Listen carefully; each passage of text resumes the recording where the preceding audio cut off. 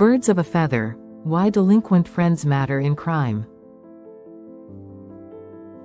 Have you ever heard the phrase, birds of a feather flock together? Well, in criminology, that's not just a saying. It's an observable truth. When it comes to crime and delinquency, who you hang out with matters a lot. And guess what? Your mom and dad were right about your friends all along. Today we're diving into one of the most enduring insights in the study of crime, peer influence.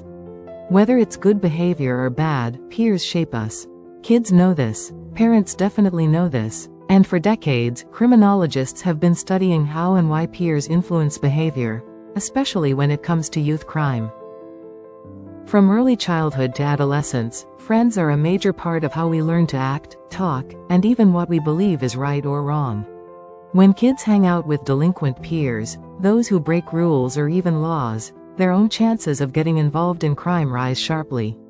This isn't just a coincidence. Study after study confirms it.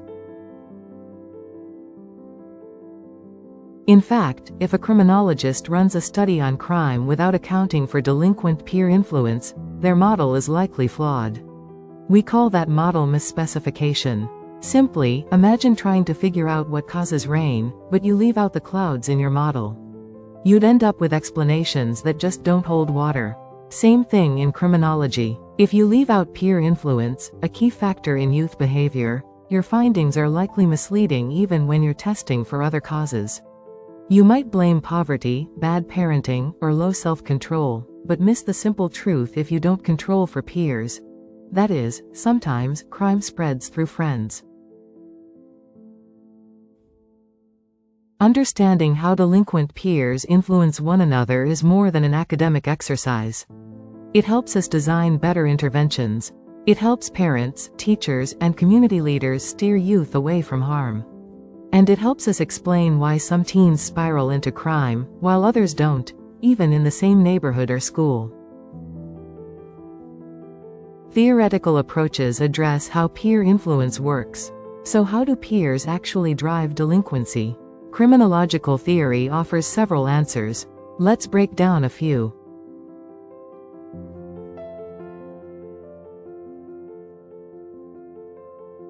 With differential association theory, a classic theory by Sutherland, it is argued that we learn crime the same way we learn anything else, through our interactions with others. If you hang around people who think crime is acceptable, or even rewarding, you start to absorb those attitudes and techniques.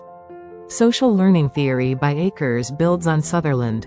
This theory adds that we don't just hear bad behavior, we watch it, imitate it, and get reinforced for it. If your friend steals something and gets away with it, and even brags about it, that behavior gets modeled and rewarded. Next thing you know, you're doing it too. Control theory by Hershey flips the lens. Instead of asking why kids commit crime, it asks why they don't. Hershey says strong social bonds to parents, school, and conventional society keep us in line. When those bonds are weak, peer pressure can easily fill the void. Then, there are peer network or group contagion models. Modern research sometimes borrows from epidemiology, showing how crime can spread through social networks like a virus. The more you're embedded in a network of delinquent friends, the greater your exposure, and your risk. Labeling and identity-based theories argue that hanging with deviant peers can shape how you see yourself. If your group reinforces a bad kid identity, you may internalize that label and live it out, even if you weren't originally that way.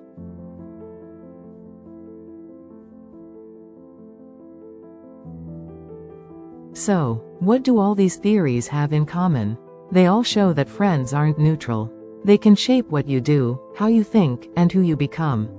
The takeaway? Choose your friends wisely, support pro-social peer groups, and for parents, don't feel bad about asking, who are you hanging out with? Because that question, as simple as it sounds, could be one of the most powerful crime prevention tools we've got.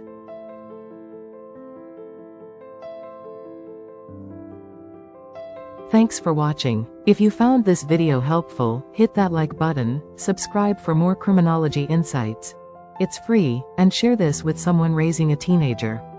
They'll thank you. And remember, in crime and in life, birds of a feather really do flock together.